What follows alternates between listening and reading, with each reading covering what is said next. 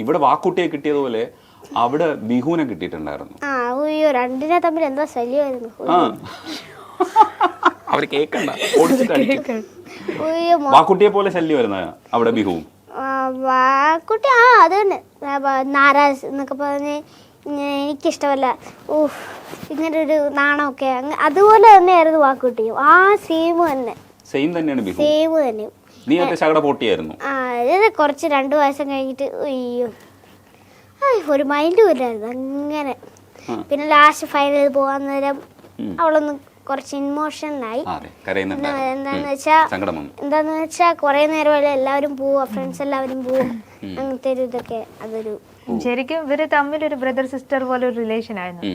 കാരണം ഇവൻ പാടുമ്പോ ഒക്കെ ഇടയ്ക്കൊക്കെ ഇങ്ങനെ കൈയൊക്കെ കാണിച്ച് ഒരു അനിയനെ എങ്ങനെ നിയന്ത്രിക്കും അങ്ങനെയൊക്കെ. അപ്പം അവൾക്കും ഭയങ്കര ലാസ്റ്റ് തീരാറയപ്പോ ഭയങ്കര ഇമോഷണലായി.